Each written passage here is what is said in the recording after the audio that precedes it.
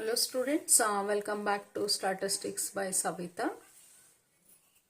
Okay, ಇಲ್ಲಿ P O Q question ಅಂದರೆ practical oriented question, ಎರಡು ಕ್ವಶನನ್ನು ನೀವು ಬಿಡಿಸ್ಬೇಕು. ಹೌದಾ?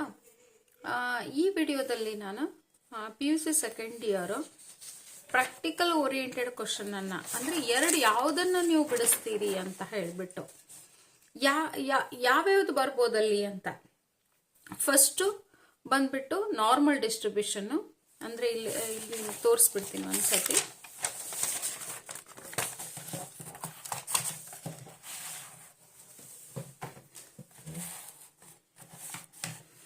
First P O Q question, ಅದರಲ್ಲಿ ಫಸ್ಟ್ ಕ್ವಶನ್ ಬಂದ್ಬಿಟ್ಟು normal distribution.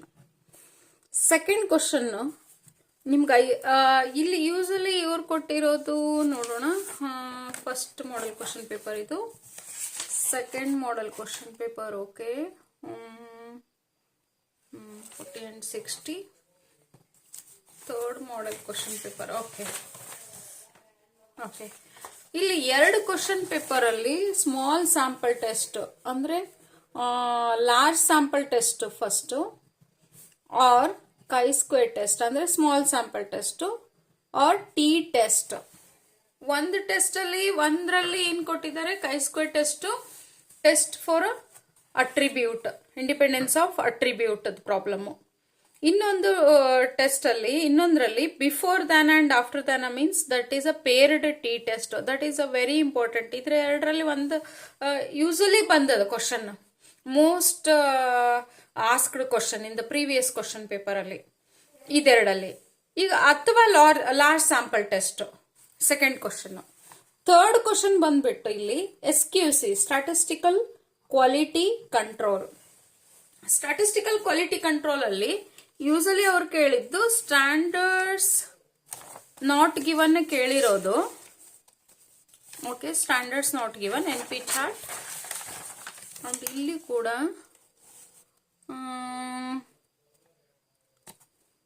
Printing cloth is printing. ಒಂದರಲ್ಲಿ ಸ್ಟ್ಯಾಂಡರ್ಡ್ಸ್ ಗಿವನ್ ಮತ್ತೆ ಎರಡರಲ್ಲಿ standards not given question paper ಅಲ್ಲಿ. ಮೂರು ಕ್ವಶನ್ ಪೇಪರ್ ಅಲ್ಲಿ SQC ಅಂದ್ರೆ ಯಾವ್ದಾದ್ರು ಕೇಳ್ಬೋದು. ಇಲ್ಲಿ x bar chart, or chart, NP chart ಮತ್ತೆ C ಚಾರ್ಟ್. ಇದರಲ್ಲಿ ನಾಲ್ಕರಲ್ಲಿ ಯಾವ್ದಾದ್ರು ಒಂದು ಕೇಳ್ಬೋದು. ಈಗ ಫೋರ್ತ್ ಕ್ವಶನ್ ಬಂದ್ಬಿಟ್ಟು ನಿಮಗೆ LPP, linear programming problem sum. ಹೌದಾ? ಈಗ ಇದು ಕ್ವಶನ್ ಪೇಪರ್ ಅಂದ್ರೆ ಈ ನಾಲ್ಕು ಕ್ವಶನ್ ಅಲ್ಲಿ ನೀವು ಯಾವ್ದು ಎರಡನ್ನ ಸಾಲ್ವ್ ಮಾಡಬೇಕು. ಹೌದಾ? Out of 4 questions you have to solve any 2 questions.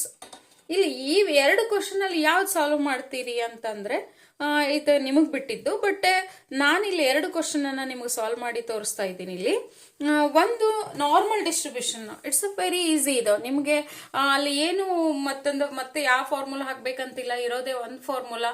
ಮೀನ್ ಕೊಟ್ಟಿರ್ತಾರೆ, ಸ್ಟ್ಯಾಂಡರ್ಡ್ ಡೆವಿಯೇಷನ್ ಕೊಟ್ಟಿರ್ತಾರೆ, ಮತ್ತೆ have to calculate according to question. ಒಂದು ನಾರ್ಮಲ್ ಡಿಸ್ಟ್ರಿಬ್ಯೂಷನ್. ಇನ್ನೊಂದು ಇಲ್ಲಿ ನಿಮ್ಗೆ ಯಾವ್ದು ಬರುತ್ತೋ ಗೊತ್ತಿಲ್ಲ, ಎಲ್ಲಾನು ಮಾಡ್ಲೇಬೇಕಾಗುತ್ತೆ ಸ್ಟಾಟಿಸ್ಟಿಕಲ್ ಇನ್ಫರೆನ್ಸ್ ಅಲ್ಲಿ. SQC ಅಲ್ಲಿ 4 ನೀವು ಎಕ್ಸ್ ಬಾರ್, ಆರ್, NP ಮತ್ತೆ C ಚಾರ್ಟ್ ಮಾಡ್ಬೇಕಾಗುತ್ತೆ. ಅದಕ್ಕೆ ನನ್ಗೇನ್ ಅಂದ್ರೆ ಇಲ್ಲಿ ನಾರ್ಮಲ್ ಡಿಸ್ಟ್ರಿಬ್ಯೂಷನ್ ಮತ್ತೆ ಲೀನಿಯರ್ ಪ್ರೋಗ್ರಾಮಿಂಗ್ ಪ್ರಾಬ್ಲಮ್ ಎರಡು ಕ್ವಶನ್ಸ್ ಅನ್ನ ನೀವು ಅಟೆಂಪ್ಟ್ ಮಾಡಿದ್ರೆ ಫುಲ್ 5 ಮಾರ್ಕ್ಸ್ ಅನ್ನ ನೀವು ಅಲ್ಲಿ ಗೇನ್ ಮಾಡಬಹುದು, 10 ಮಾರ್ಕ್ಸ್ ನ ಗೇನ್ ಮಾಡಬಹುದು. ಇನ್ನೊಂದು ಯಾವ್ದಾದ್ರು ನೀವು ಎಕ್ಸ್ಟ್ರಾ ಅಂತ ಇಲ್ಲಿ ಇಟ್ಕೊಳ್ಬಹುದು, ಎಕ್ಸ್ಟ್ರಾ ಕ್ವಶನ್ ಅಂತ ನೀವು ಅಲ್ಲಿ ಸಾಲ್ವ್ ಮಾಡಬಹುದು. ಓಕೆ, ಈಗ ನಾರ್ಮಲ್ ಡಿಸ್ಟ್ರಿಬ್ಯೂಷನ್ ಬಂದ್ಬಿಟ್ಟು ಈಗ ಸಾಲ್ವ್ ಮಾಡೋಣ ನೋಡಿ. ಈಗ ಓಕೆ, ಇಲ್ಲೇ the daily wages of 50 workers R normally distributed with a mean ₹500 and standard deviation ₹40. Find the number of workers getting a wages between ₹380 and ₹460. Okay, what is given data here? Compulsory they give a first question normal distribution. In that normal distribution compulsory they give a mean, that is mu. What is mean? Mean is a ₹500 and standard deviation sigma. Okay, that is a SD. SD is equals to they give a 40. Okay, mean and standard deviation is given. and the one more value is given, daily wages of 50 workers. ನೀವು ಕೇಳ್ತೀರಾ 50 ಅಂದ್ರೆ ಏನು madam ಅಂತ. 50ನ ನಾವಿಲ್ಲಿ capital N ಅಂತ ತಗೊಳ್ತೀವಿ. Okay, 50 workers ಇದಾರಲ್ಲಿ. 50 workers are normally distributed with a mean 500 and a standard deviation 40. Then the question is, find the number of workers getting a wages between rupees 380 and 460. Very easy question. Okay, ಈಗ ನೋಡಿ ಇಲ್ಲಿ x z tend to normality of okay, z is equals to x minus mu divided by sigma is a formula. Z is equals to, okay, then what is mu? Mu is given, that is a 500 divided by 40. X minus 500 divided by 40 is a value. Okay, then we have to first you have to write it this standard normal variate. After that, come to that the question, probability of 380 is less than x less than 460. The z, the wages is in between 380 and 460. Find the number of workers. ಎಷ್ಟು ಮಂದಿ ಇದ್ದಾರೆ ಅದರಲ್ಲಿ 380 ಇಂದ 460 ಒಳಗಡೆ. Okay, then we have to calculate here. Then the probability of, you have to take it as a 380 minus mu by sigma less than z. X minus mu by sigma means that is z. Then 460 minus, ಅಂದ್ರೆ x ಇದ್ದಲ್ಲಿ ನೀವು 380 ಹಾಕ್ತೀರಿ, ಇಲ್ಲಿ x ಇದ್ದಲ್ಲಿ 460 minus mu by sigma. Okay, then the probability of 380 minus mu means that is a 380 minus 500 minus 500 divided by 40 is less than z less than 460 minus 500 divided by 40.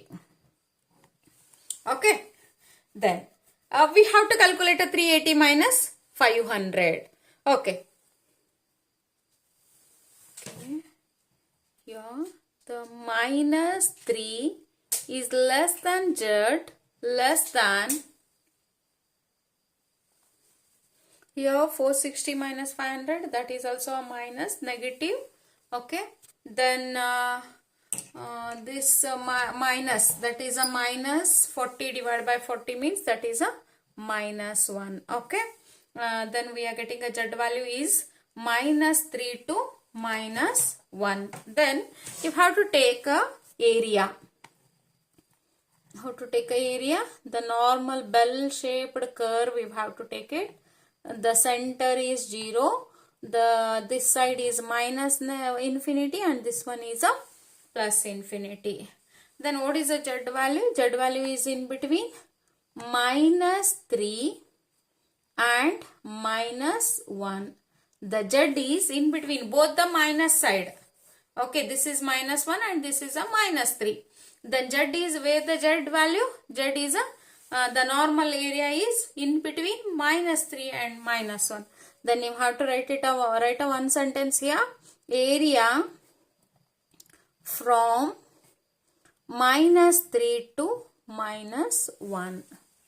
Area from minus 3 to minus 1. Okay. Then after that, how we are calculating? The minus 3, area from minus 3 to. Then we have to calculate minus 3 to infinity. You have to see from the textbook, the last pages, normal constant values.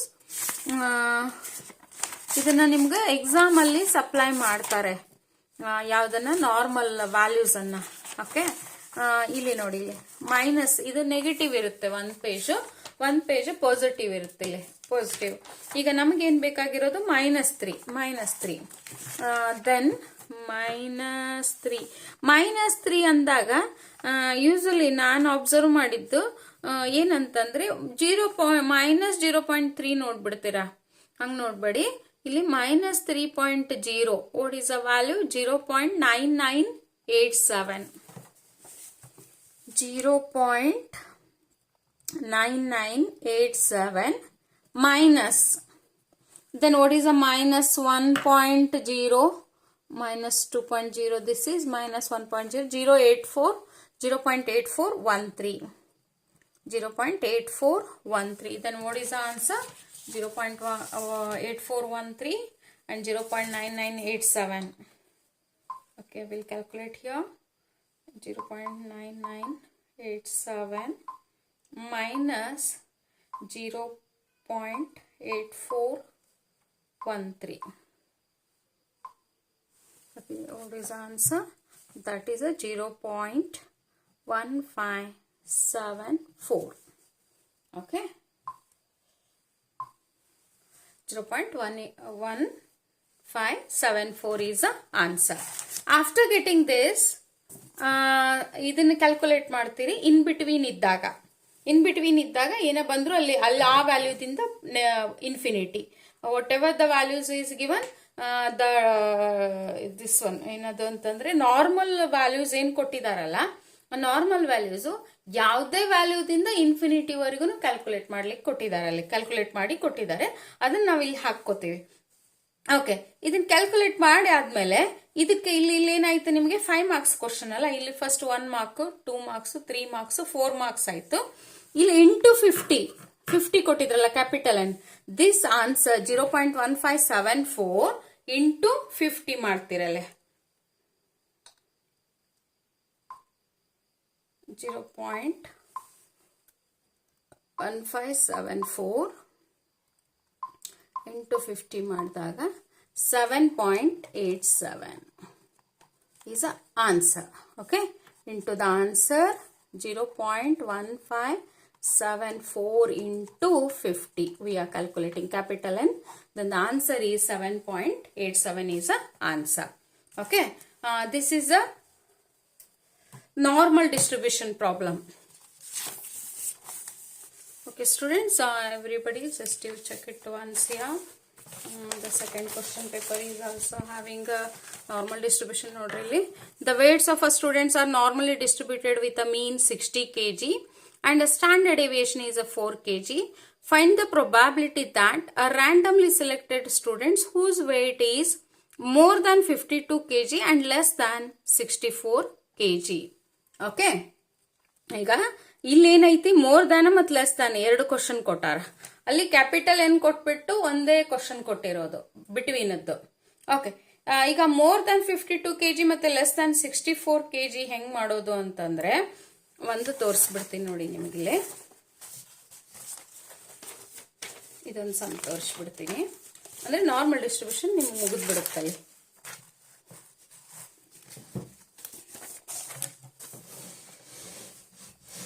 ಈಗ the weights of our students are normally distributed with a mean. Mu is equals to 60 and sigma is equals to 4.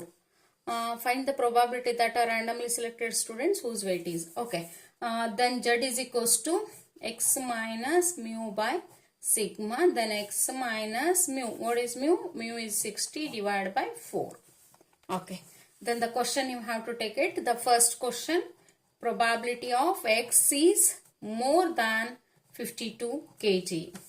Then how you are considering probability of Z, you have to take it, that is more than 52, ಇಲ್ಲಿ x ಇದ್ದಲ್ಲಿ 52 ಹಾಕ್ಬಿಡ್ತೀರಿ, minus 60 divided by 4. Then probability of Z is more than 52 minus 60, that is a minus 8. Minus 8 divided by 4 means that is a minus 2. That is more than side. Then you have to take a normal curve, center 0, that is minus infinity plus infinity, that is a minus 2. More than side, more than means this side. Okay, more than means right side. Minus 2 kinta minus 1 ದೊಡ್ಡದು, minus 1 ಕಿಂತ 0, 1 2 3 up to infinity, it is a larger side. ಅದಕ್ಕಲ್ಲಿ ಆ side ನಾವು ಅದನ್ನ ಏನ್ ಮಾಡ್ತೀವಿ, shade ಮಾಡ್ಕೋತೀವಿ. Shade ಮಾಡಿಕೊಂಡು ಈಗ ನಾವು ಇಲ್ಲೇನು ಬರಿತೀವಿ, area from -2 to infinity. Area from -2 to infinity, ಇಲ್ಲಿ normal -2.0, 0.9772, 0.9772 is the answer. Okay, ನೋಡಿ ಎಷ್ಟು ಈಸಿ ಇದೆ ಇದು ನಾರ್ಮಲ್ ಡಿಸ್ಟ್ರಿಬ್ಯೂಷನ್. ನೀವು ಥೆರಾಟಿಕಲ್ ಡಿಸ್ಟ್ರಿಬ್ಯೂಷನ್ ಬಿಟ್ಬಿಡ್ತೀನಿ ಅಂತೀರಲ್ಲ, ಥೆರಾಟಿಕಲ್ ಡಿಸ್ಟ್ರಿಬ್ಯೂಷನ್ ಅಲ್ಲಿ ನಾರ್ಮಲ್ ಡಿಸ್ಟ್ರಿಬ್ಯೂಷನ್ ಒಂದಾದ್ರೂ ಮಾಡ್ಕೊಂಡ್ರೆ ನಿಮಗೆ POQ ಕ್ವಶನ್ ನೀವು ಇಲ್ಲ ಅಟೆಂಪ್ಟ್ ಮಾಡ್ಬೋದು. POQ ಕ್ವಶನ್ ಅಲ್ಲಿ ಒಂದು ನಿಮಗೆ 5 ಮಾರ್ಕ್ಸ್ ಈಸಿಯಾಗಿ ಬಂದ್ಬಿಡುತ್ತಿಲ್ಲ. Okay, then what is the second question? That is a less than. Probability of x is less than 64. Then probability of z is less than 64 minus 60 divided by 4. Usually ಹಿಂಗೆ ಇರ್ತದೆ, -1 -2 ಹಿಂಗೆ ಬರ್ತದೆ. Okay, ಇಲ್ಲಿ probability of z is less than, ಇಲ್ಲಿ ನೋಡಿ 64 minus 60 that is 4. 4 divided by 4 that is 1. That is less than side ಬಂದಾಗ ಹೆಂಗ್ ಮಾಡೋದು ನೋಡಿ. ಒಂದು ನಿಮಗೆ ಬಿಟ್ವೀನ್ ತಿಳಿಸೀನಿ, ಒಂದು ಮೋರ್ ದ್ಯಾನ್ ಗೊತ್ತಾಗ್ಯದ, ಒಂದು less than. -infinity. Z is +1, that is a less than this side. Okay, this is Z. Area from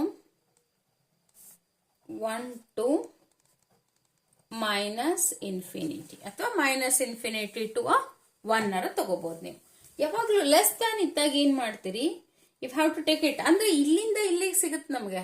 ಇದರಲ್ಲಿ table value ಅಲ್ಲಿ, ನಾರ್ಮಲ್ ಟೇಬಲ್ ವ್ಯಾಲ್ಯೂ ಅಲ್ಲಿ 1 to infinity ಸಿಗುತ್ತೆ, ಬಟ್ ಇಲ್ಲಿಂದ ಇಲ್ಲಿಗೆ ಸಿಗಲ್ಲ. That's what we are doing. We have to take it the whole area from a normal curve is unity. 1 minus the whole area is equal to 1.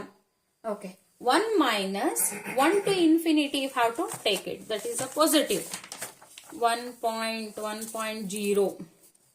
Okay, 0.1587. 0.1587. Then 1 minus 0.1587, that's equals to 0.8413 is the answer. Okay, I think all of you got it. This one, how to calculate a POQ question. First question, that is a normal distribution. Okay, then ಇದು ನಾನು ಈ ವಿಡಿಯೋದಲ್ಲಿ LPPನೂ ಕೂಡ ಅಲ್ಲಿ ಸೇರಿಸ್ಕೊಂಡ್ರೆ ಇದು video ಬಹಳ lengthy ಆಗ್ತದೆ. ಅದಕ್ಕೆ ನಾನು ಇಲ್ಲಿ ಕಟ್ ಶಾರ್ಟ್ ಮಾಡ್ತೀನಿ. ಇದನ್ನ ನಾರ್ಮಲ್ ಡಿಸ್ಟ್ರಿಬ್ಯೂಷನ್ ಮಾತ್ರ ಇಲ್ಲಿ ಸಾಲ್ವ್ ಮಾಡಿಬಿಟ್ಟು ಇನ್ನೊಂದು ವಿಡಿಯೋನ ಅಪ್ಲೋಡ್ ಮಾಡ್ತೀನಿ. ಅದರಲ್ಲಿ LPP ಅದು ಟೈಮ್ ತಗೊಳುತ್ತೆ. ಅದು LPP ವಿಡಿಯೋನ ನಾನು ಇನ್ನೊಂದು ವಿಡಿಯೋದಲ್ಲಿ, ನೆಕ್ಸ್ಟ್ ವಿಡಿಯೋದಲ್ಲಿ ಅಪ್ಲೋಡ್ ಮಾಡ್ತೀನಿ students. Okay students, thank you. ಈಗ ನಾನು ಮಾಡೆಲ್ ಕ್ವಶನ್ ಪೇಪರ್ ಅಲ್ಲಿ ಇರೋದನ್ನ 2 ಕ್ವಶನ್ ಮಾತ್ರ ನಿಮಗೆ ಬಿಡಿಸಿದೆ. ಇದರಲ್ಲಿ ಇನ್ನೂ ಒಂದಿಷ್ಟು ಕ್ವಶನ್ಸ್ ಇದೆ. ನಾರ್ಮಲ್ ಡಿಸ್ಟ್ರಿಬ್ಯೂಷನ್ ನೀವು ಇದನ್ನ ಪ್ರಾಕ್ಟೀಸ್ ಮಾಡಲೇಬೇಕಾಗುತ್ತೆ.